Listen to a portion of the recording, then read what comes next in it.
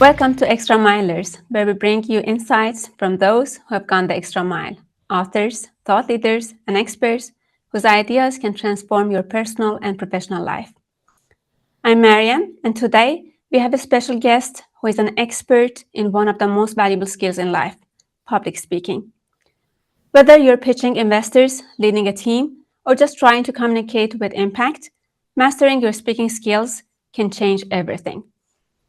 Our guest today is Nathan Gold, the author of Harness Your Speaking Anxiety, Turning Fear into Success. Nathan is known as the demo coach and has helped thousands of people, from entrepreneurs to executives, deliver high-stakes presentation with confidence. Today, we're going to dive into his strategies for overcoming anxiety, speaking with clarity, and leaving a lasting impression. Welcome, Nathan. Thank you. Appreciate being here.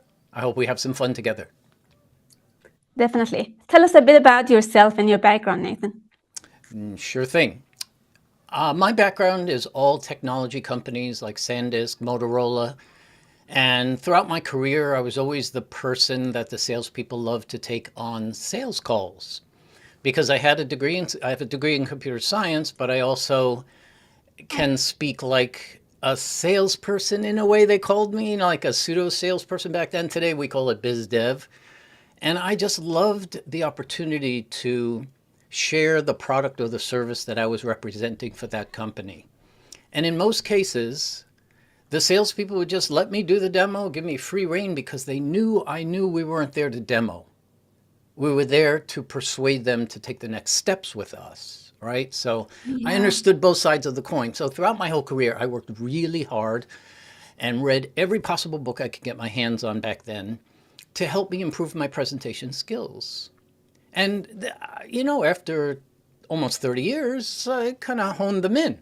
And then I got laid off in 2008 and decided I'm never letting that happen to me again. So I have one of two choices: retire, I was too young, or start a solopreneurship and go out and do something I love doing, which is giving talks, giving workshops, presenting. But I couldn't make money doing that because I was a nobody. So I decided, let me coach others, because that, proof, if they go up on stage and feel more confident and do better and manage their anxiety, so they do a really amazing talk or presentation or pitch, then all I need to do is build up a few war stories with clients who will refer me. And that's how it all started. Yeah, amazing story. I didn't know that you had the technical background.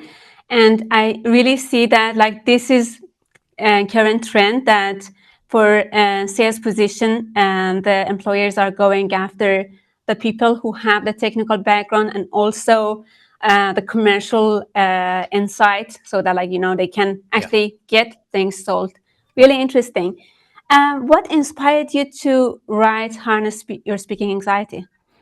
That's an easy one, because as soon as I started helping people get prepared for high stakes speaking opportunities, the conversation towards the back part of the coaching sessions, where we were a day or two or three before the compelling event, people would always ask me, Nathan, I'm too nervous. How do I deal with my nerves? And so I started helping people with the way I dealt with my nerves and using things that other people have been using to deal with your nerves. And one thing led to another. And eventually I decided, you know what? Enough people have asked me about this. I'm going to write a book. So I self-published it for one reason: to answer that question, but not to sell the book. So I give that book away. And for all of your podcast listeners, we'll give them a code, or they can just go to my website and you'll give them that later, I'm sure. They can download a full free copy of the book right now. My only ask is, Very nice. if you get any value from the book, which I hope you do, give it away to two more people. Like literally say, I heard the author say, give the book away. and that would make my day, because I wrote the book to help people realize that your speaking anxiety can actually become a superpower. Very nice, Nathan. We will definitely share the code of the book and the information there. And I was lucky that I have been coached by you, so I know you personally.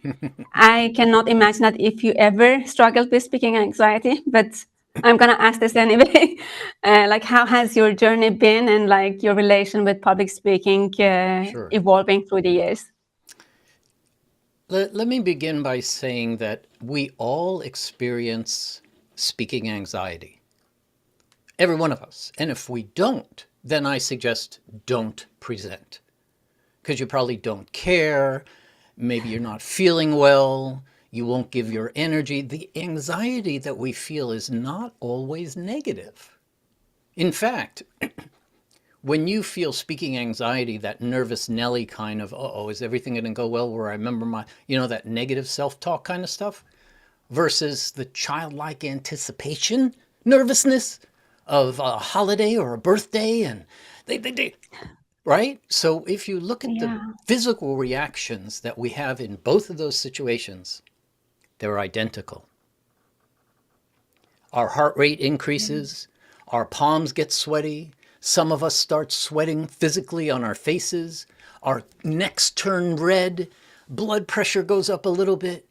It's no different than if it's a negative situation or a positive situation. So I wrote the book to help people realize that we all experience this. And the book contains, yeah, I think, 18 different things you can do to help you manage, because you cannot get rid of speaking anxiety. You can manage it and turn it around from that negative reaction that your mind takes with those nerves versus the positive. Can't wait to get out there and share with people what I have to share. It's a totally different kind of nervousness. But let me yeah, final statement is I feel the same as everybody else all of the time, even before I came onto this podcast. And I know it's not a live podcast, which adds more pressure to the answers that people are coming up with because we can go and edit this thing. But I felt nervous coming up to the room here. Is the equipment all set up? Yep, all set up. I wonder if they're going to ask me a question today I've never heard before. What will I do? And it didn't matter because the nerves that I was yeah. feeling before walking up in front of the camera to talk to you today were childlike anticipation. Like, I can't wait to talk about this stuff. We won't have enough time to cover everything, which makes it even more fun because the topic can go on Mm. and on and on. But I just want your listeners to realize that you cannot get rid of speaking anxiety. You just can't. I'll argue that until my dying day. It's like we have this black stallion, as I use in the book, a black stallion metaphor inside. If it's in a field running, fenced in, like our bodies fenced in, it's a beautiful sight. Whether you like white, black, or painted horses, doesn't matter. It's a beautiful sight to see that horse running around. That's like your speaking anxiety uncontrolled. Just running around all over the place. You don't know which way it's going to go, trip, fall into a fence, have a good time. But the minute you put a harness on a horse, you know what can happen. Yeah, You can train it, you can manage it, you can say, go left, go right, go straight, stop. It's almost the same thing with that metaphor inside. It's going to be with us until our dying day. So let the horse run mm. free when you don't need it. You're a speaking anxiety. Who cares until like you really need to take control? And then this book will help you, and hopefully this podcast as well, will help you manage it, harness it, but you can't get rid of it. Very nice, very nice. I remember one of my high stake presentations. Well, there are many during our career, but like one of them was my PhD defense. And I Oh, remember my professor said that just remember this, that you have been working on this like for 5 years and you are the master of it. You're going to teach people about this.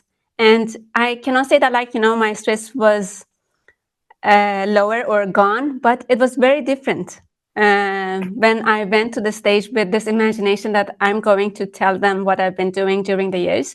yes. But what do you think is really behind all this, like the deeper cause? Ah, I believe it's partly we don't want to have to say, I don't know.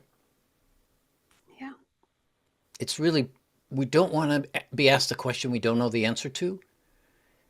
But if you do what you did with the framing of how you feel when you think, uh-oh, what if I get a question I don't know? Well, let's talk about that. What if?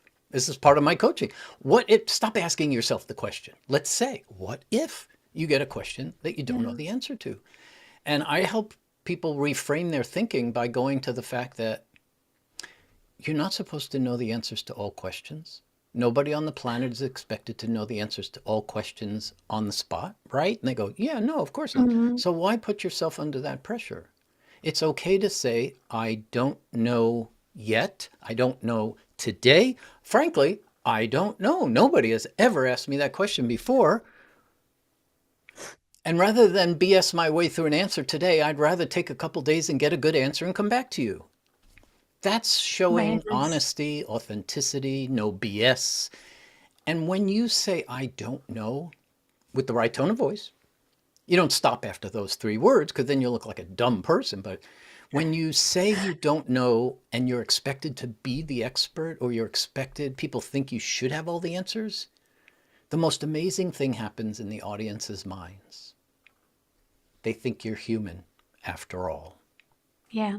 So be comfortable saying you don't know and tell them what you can tell them without BSing like politicians do. You know, in the startup world, people sometimes are asked, what do you expect as your exit strategy?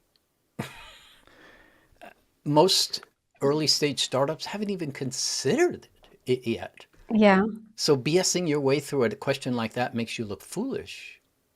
But you might get that early on if you meet up with a cat that says, I'm just curious, before we bring you into the office for a full deep dive, what's your exit strategy? And some investors take that as, if you don't have an answer to that, that you're not serious enough as a startup. Or others, it doesn't really matter if you don't have an answer, but you never know based on who's asking the question. But Yeah. it's okay to say, oh, thank you for asking. Exit strategy. We're 2 years old. If I was to predict 7 to 10, 15 years from now, not in today's world. I'm not even going there. So I don't know. I honestly don't know yet. But if you give me about 3 to 6 weeks between me, my team, and my board, we'll come back with a very solid answer for you. As one of my questions, because presentation by itself could be stressful, but then at least you expect you know what to say, That's right. you practice, but Yeah. then we don't really know what the questions are coming up. Yeah. But it was very good that, like you pointed out, we should be human and we should just be open, sharing what we know. Yeah. Can we continue though? Because there are two other things I want to talk about the root of this. So, yeah. So the second part of this is that I believe most people don't want to be judged. And the minute you walk up in Yeah. front of a camera or in front of an audience and you just walk up, they're judging you. And people know that. Well, did they like what I'm wearing? Is my hair all in place? Are my glasses on my face straight? And all that kind of internal dialogue that we challenge ourselves instead of seeing it as, I'm confident, I'm prepared, I know what I want to do. I don't care that I have a cold sore on my lip today, right in the middle of having to do a keynote in front of 250 people. I don't care about that stuff anymore. And I wished I wouldn't have cared about that stuff earlier. We judge ourselves as we're trying to aim for perfection so much. And I usually tell people, would you please throw that out? There's no such thing as a perfect presentation, but there are excellent ones out there, just like black belts and different levels of black belts. So there's different levels of excellence in terms of presenting. And if you look at your presentation, not as being an opportunity to be judged by your audience, but as a gift, you're there to give your audience a gift. The gift is the talk, the knowledge, the insights. And when you look at it like that, I don't care what people think of me. I know my topic. I'm confident like you were when you did your dissertation. But we wonder, is somebody going to ask me a question I don't know the answer to? Or will somebody spot a flaw, whether it's with my dissertation or a flaw with me? So I think it's a combination of those I don't knows and judges. But we also want to just make sure that we're going into this with the right frame of mind. If you're prepared, if you've prepared for your high stakes speaking opportunity, then instead of seeing it as just a talk or a presentation, see it more as a gift you're giving to your audience. And the questions you get from them will continue to build on the gift, because that tells you, the questions tell you, did you say something that was validated in their minds or invalidated in their minds? Did they appreciate what you said? Did they agree, disagree, and why? So, Yeah. yeah. You have one part that you say that, like, we need to kind of change that I have to speak to I get to speak. And yeah, that's the journey, I think. What are your tips for that? And also about like how can we use some techniques, some Mm. mental exercises Oh, to to kind of manage the overcome the nerves? challenges? Yeah. Mm. Again, I want to start by saying I'm assuming you've prepared. You know what you want to say in your talk part. You've listed out as many questions as you can anticipate. You've practiced your presentation and perhaps even answering some of those questions that you don't feel as confident as some of the others. In all of our daily work and communications, we spend very little time presenting, very little, but we spend an inordinate amount of time in Q&A, lots of it. Just like what you and I are doing right now. I'm not presenting or answering questions, all right? Yeah. And with that in mind, the Q&A is actually more important than the presentation itself. The presentation is the big gift, but the way you handle Q&A is how people will appreciate that gift. So in terms of if you're prepared, the number one thing to do to manage your anxiety, your speaking anxiety, is to make sure that in the days leading up to that moment in time when you need to present or talk or go up on stage, that you take control of your involuntary breathing. We take breathing for granted. Unless you're in sports, then you know how valuable breathing becomes, especially when you're in a stressful, high tense situation. Not breathing is bad. But in terms of the number one place I would recommend people look at is when you get nervous, your speaking anxiety will kick in, when it kicks in, I should say. Our involuntary breathing changes like that. And we don't even realize it, but we do. We do these clavicle breathing, as they call it in healthcare, where I'm just breathing in just enough so that I can get the next things out of my, just enough. And you can almost tell that people are not breathing enough when they're nervous in that first 30, 60. Normally it's the first minute or two. After that, we take that deep breath and we realize, okay, everything's fine. No, nobody out there is going to hurt me or throw things at me. I can relax a little, right? But in order to get to that little more relaxed, excited state, a breathing exercise can help you get there. But it's the type of breathing exercise that you need to do before you need it. Okay. Yeah. Yeah. So the number one way to manage your breathing and take control of it in a way that gives you a superpower or more of a chance of turning that negative energy into positive energy. There are three terms to look up. The first one is called combat breathing. The second one is called tactical breathing. And a common term I'm starting to hear around is box breathing. Box breathing. So box breathing, tactical, they're all virtually the same. And we don't have to tell people here how to do it. It's a very simple thing to do, but it gives you the chance to take control of an uncomfortable situation. Like in healthcare, Mm. if the ambulance crashed all of a sudden and you're in the ambulance and you're trying to figure out what's going on, your brain might be completely disoriented. And they teach medical professionals, healthcare, police, military, fire, all those techniques are taught. That's why they're called combat breathing, because if a bomb goes off and your head is like, you don't know where you are or what's going on, there's nobody around to give you a hug and say it's going to be okay. So you have to give yourself Yeah. sort of a physical, mental hug. And the physical part of that hug to calm down and get your senses back is breathing in a Yeah. controlled way. So I recommend pick one of those three, box, tactical, or combat, look it up and pick your time. Maybe it's a 5-second breathe and then a hold for 5 and then a 5-second out. Pick whatever you want, and then practice the skill when you go to bed, when you're laying there on the pillow. It's a perfect thing to help yourself fall asleep, actually.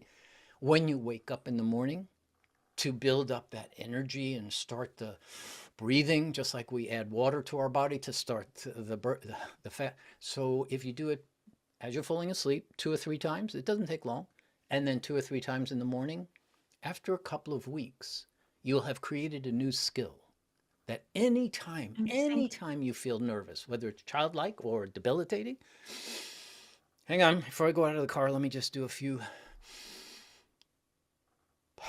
And the next thing you know, you feel warm, you feel cozy, Yeah. and you're ready to go. Calm. Hmm. Calm, Very but nice. still nervous. Calm, Yeah. but still nervous. It's okay to be calm in that nervousness. There is that calm Yeah.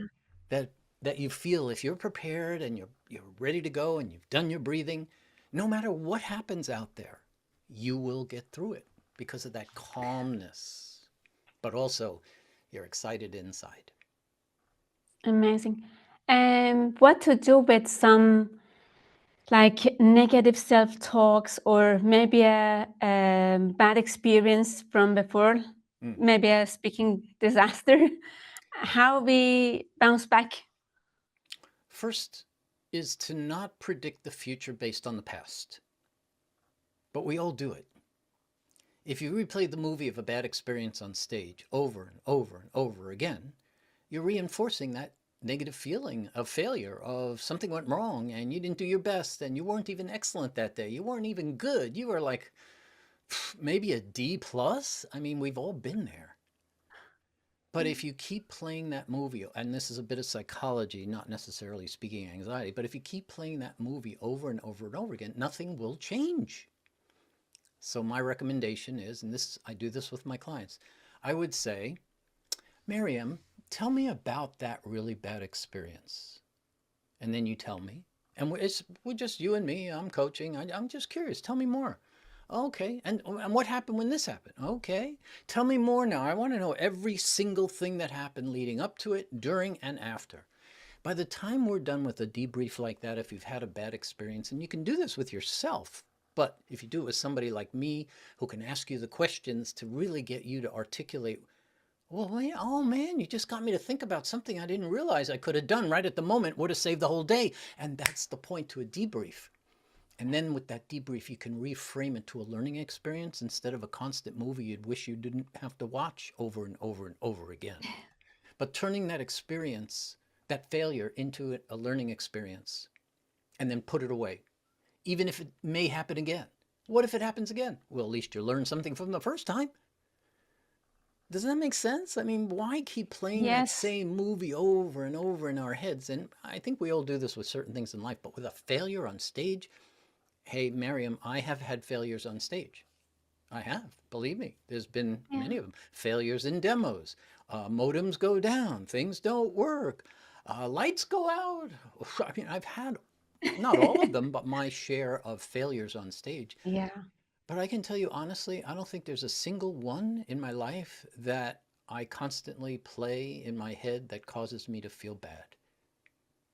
I learn from every one of them, because Very nice. none of us should expect ourselves to be perfect, but we should expect ourselves to be excellent or some form of excellence. And I always hold myself to a very high level of excellence. Very nice, Nathan. Really nice. Yeah, I can really relate to them. What do you think is like the common mistakes that people do? Do you see any trend in Mm. the people who are approaching you, coming to you for coaching?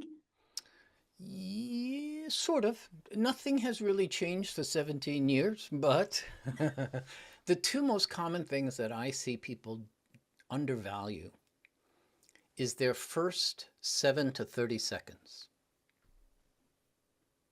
A number of different research shows that you literally have between 7 to 15 seconds to captivate your audience, or it's going to be harder and harder and harder the way you go, the longer you go.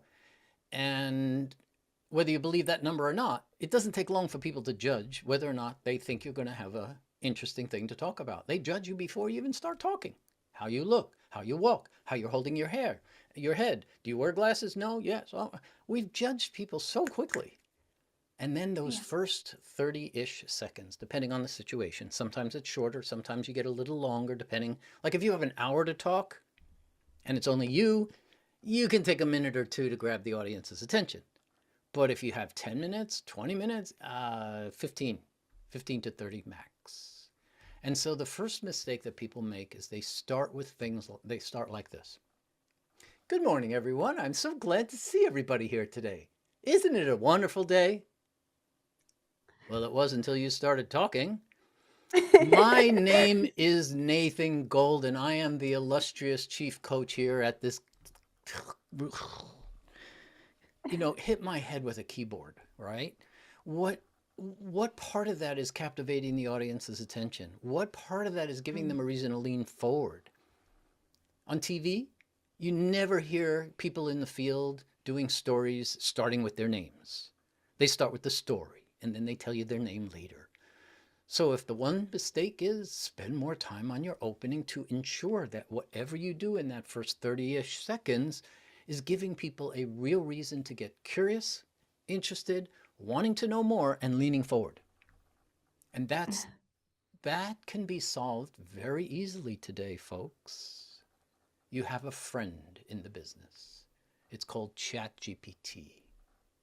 You can go to ChatGPT, give it your deck, okay? Give it the deck of 250 slides you're going to cover or 10 slides and just literally pump the deck in and say, or your script or your ideas, and tell it, design 10 powerful, compelling, fun, and memorable hooks, grabbers, or attention techniques to use with the audience of 250 people who are primarily engineers. They don't care about marketing, blah, blah, blah, blah, blah. And the next thing you know, you're looking at 10 examples of how you could hook your audience. And if you like number 2 is the only one you like, you say, oh, I love number 2. Give me 10 more like number 2, but go out a little more, have more fun, use a pun, use a simile, create 10 similes for what we're going to talk about here today. And next thing you know, you could literally start by saying, good morning, ladies and gentlemen. What we're going to do today here is a little bit like this box of chocolates. You never know what you're going to get. And people go, wow, what? That was so unexpected. And that's the value of doing a simile, analogy, or a metaphor, like in the Forrest Gump movie that most people remember that line from. It's 32 years old today, actually. Oh, this year is 32 years. So the first thing is to spend more time grabbing the audience's attention. That's number 1. What was number 2? There was a second one, which is not enough audience interaction. Just a one-way blah, blah, blah, blah, blah, blah, blah, blah, blah. Even no rhetorical questions. Like you don't have to wait for an answer if you ask the question. If you just say, is that clear to everybody? Yeah, okay, great. Let's move on. And you probably think this is a yes/no answer, right? So if you just turn some of your statements into a question, a rhetorical question, you can engage their brains because they're not just listening anymore. Now they're answering. They're seeing the pink elephant when you say, don't look and see the pink elephant in your mind right now. Ooh, how can you not do that? Very nice. Nathan, do you see any difference between like presenting to a room of audience or presenting virtually? Because this is also becoming a trend. Like me and you, we are not in the same room now taking this conversation. What do you think about that? Well, I have a thing or two to mention on that one. We have, because of the pandemic, one of the positive outcomes of the pandemic, in my opinion, is that we all are comfortable having these kinds of video calls now. Yeah. We don't even think about it anymore. In fact, in most cases, I'm starting to see 80-90% of people's relationships start on video, meet in person at some point at a conference or something like that, and then continue on video. Without video, how did we used to keep in touch with people? Hey, Miriam, and we don't make phone calls anymore very much, Yeah. right? We get on Mm. things like this. It's free for one thing, basically. We can talk to anybody in the world, any time of the day. I mean, it doesn't get any better than that. So, when it Agree. comes to the difference between a stage presentation and a camera presentation, I'll identify a couple, three things for you and the audience to consider. When you're on stage in person, how you walk out on stage before you start speaking and what the audience sees is really important to that first 7 to 10, 15 seconds of what people jump to the conclusion this is going to be. Is it going to be good? Is it going to be bad? Oh my God, not another one of these. Even if it's the wrong conclusion, they draw some conclusions. So you have to be very careful about your posture and how you walk out there and how your face has a smile on it. Even if you're there to talk about death, you have a smile on your face because you're happy to be there. In the virtual world, we show up on camera. You don't see the bottom half of my body anymore. In most cases, we're just looking at torso up, belly button up. Yeah. And the biggest difference that I see there is that people don't realize that your on screen presence is the new business attire. Meaning, if you don't show up on camera the way you would show up in person with the best quality camera, the best quality sound, more importantly, the best quality sound, Yeah. the lighting properly set up, where the camera's positioned so that you can make eye contact with your audience the way so few people do, because they're looking at this is how people present to people in the virtual And world. the faces. I'm presenting to all 49 of you. Oh my God, oh, look over there and see what that person, wow. And that's no way to communicate in the virtual world, but people think that's the only way. I got news for you folks. You can put your camera Yeah. right And the near picture. those people or in front of those people. And then when you look into the camera, like I'm always looking into my camera when I'm speaking. When you're speaking, if you want your audience to feel like you're making eye contact with them like they do on TV, you have to look into the camera. There's two ways to do Yeah. that. You either put the camera in a place where it's easy for you to look into and you get used to a dead, lifeless camera, or in my case, I'm using a tool from Elgato, the company called elgato.com, called a prompter, which is a third screen in my kit. And it can be used as a teleprompter, but I don't use it very Okay. often as a teleprompter. I use it as my Zoom screen or my Teams screen or my Meet, Google Meet. Like right now, you are sitting on my prompter and the camera is Mm-hmm. behind the prompter. The glass is reflecting you just like a real prompter. I don't even see the Oh, camera. yeah. I don't see the camera anymore. I'm looking at you smiling right now. I can tell you what you're That's wearing. excellent. Yes, and it's fun, and there's no more Zoom fatigue. This product came out about 2 years ago, and absolutely no Zoom fatigue anymore. I'm not trying to sell it to I- your audience, but this but prompter, I'm gonna buy it myself.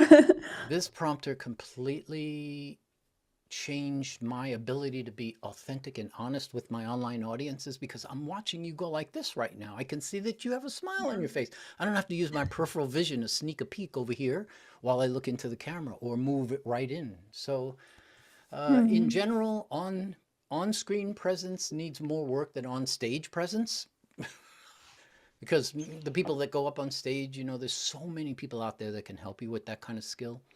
In the on-screen world, I don't think most people take it seriously today. They show up Yeah. on camera, and I'll just use my sit-standing desk, and they show up like this. Worse yet, they lean forward like this, and now their chins aren't even in the picture anymore. Or they're doing something in terms of making me look at places in the room that aren't necessarily needing to be part of the picture, right? So Mhm. there are things that people can do in the on-screen world like we're in for sound, for their cameras, and for their lighting that doesn't cost money to do. If you just got Hmm. closer to your camera, not camera, closer to your microphone, perhaps that will do enough to get your voice sounding better. Because they're working with those little pinhole cameras in most laptops, right? You have a Yeah. professional microphone on you. So you're getting excellent quality. I have a professional microphone in front of me, which should be giving you close to radio quality or just It below does. it. But you can get a little Hmm. lapel mic, plug it into a USB port of any computer, and you instantly get better quality sound.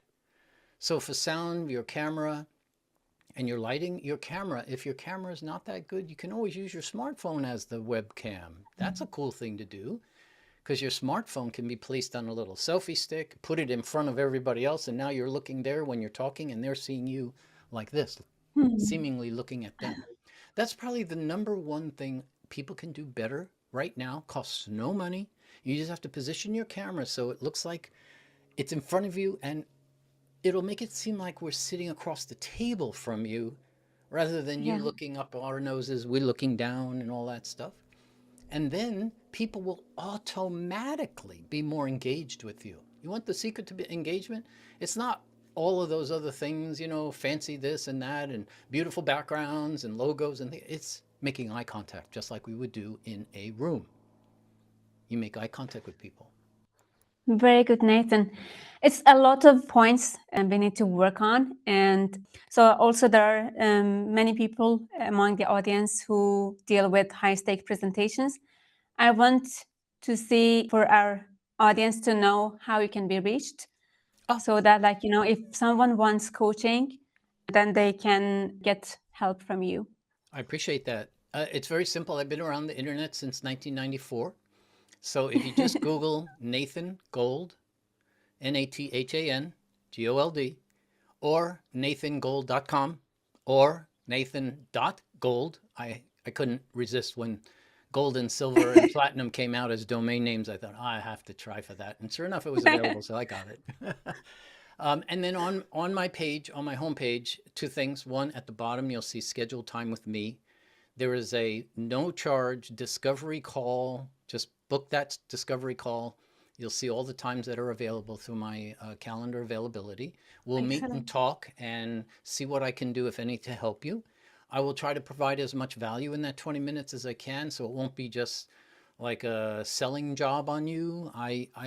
You know, it's more about trying to help you on the spot and proving my value so that you might hire me. But these days, so that's number one. The other is at the bottom of that same homepage, you'll see the link to the Harness Your Speaking Anxiety book that you can download without even giving me Very good. your name or email. Yeah, very nice. Thanks, Nathan. It's a lot to talk about, and Yeah, we really want to also learn about your life and your career as a solopreneur. So I want to book you another time and go deeper into that. that sounds great. But then, what is your next project, My if next you project. can share with us? I don't know if I should make this public or not. All right, I'll make it public. My next project is to retire. It's too soon, Nathan. Let me put it this way, semi-retire. Yeah, I'm Yeah, turning 68 this year. Uh, I I want to didn't know have you don't some look it. time.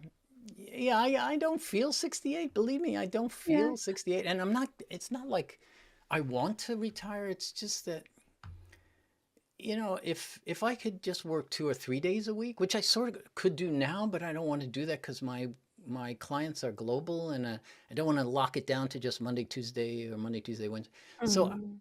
truthfully, I think I'm going to semi-retire Mm. around 70-ish, not before Mm. 70. And then I'll say yes to all of my clients that are currently using me every year or multiple times per year until they don't want me around anymore because there's no selling. There's nothing I have to do except show up and do what I do. So my life would become a little bit more semi-retirement. And then see what happens. See what happens. So Yeah. I don't want to give up the ghost, so to speak, but I am definitely starting to feel like, I think it's maybe time to ski more, maybe play pickleball Yeah. with friends that play every day because they're retired. I have retired friends, so it's not like I'm going to retire to nothingness. So, Yeah, understand. No, I think it's a good decision and kind of knowing you and your eagerness to help people. So I see this semi-retire is the option. And so really good. We still can get some coaching from you. Yeah. If the times are on the calendar and the buttons are all working on my website, I'm not retired. Excellent. Yeah. Very nice. Anything else before we wrap up? I just want to thank you so much for giving me the opportunity to share some of these things with your audience, and just to remind them that the skill of presenting and the skill of handling Q&A on your feet is a lifelong journey. You don't get all the answers from a single book or a group of books and then you live the rest of your life with total confidence in everything. Every situation is going to be different. Be patient with yourselves, take your time, but always look for ways you can learn from what's already happened. And final recommendation. People ask me all the time, how do I improve my presentation skills and my Q&A skills? I used to tell people, you've got to do it a lot. Do it as often as possible. You can't read about this like most things. You must do it. So jump at the opportunity or create opportunities where you can present, or join a Toastmasters group so you can learn the skills. I've never been to Toastmasters. From what I hear from good friends, it can be very helpful to a degree. They're very based on formulas, which, hey, that's what people like. Structure, formulas, frameworks. But ultimately, in my personal opinion, the best way to improve your presentation skills, your Q&A skills, your ability to communicate in any situation is to go to improv classes. Take improv. Yeah. That will help beyond belief, because it will get you so far out of your comfort zone that when you get back to your normal everyday life, you'll be able to operate so much more confidently in your normal world when you know there's all these other things that you could be doing to build on the conversation or stop the conversation or get to the root reason why they're saying, I don't know. Well, what if you did, and they teach you all the skills that you don't learn at Toastmasters or any book when you go to improv classes. Very nice. Excellent. Thank you, Nathan. You're welcome. Thanks for being with us. And that's a wrap for today's episode of ExtraMilers. We hope you picked up some valuable insights to take your journey to the next level. If you enjoyed this episode, don't forget to subscribe, leave a review, and share it with someone who could use a little extra motivation. Follow us on Instagram and YouTube for more startup wisdom and exclusive behind-the-scene content. And if there is a guest or book you'd like to feature, let us know. Until next time, keep pushing your limits, keep learning, and remember, success favors the extra milers. See you in next episodes.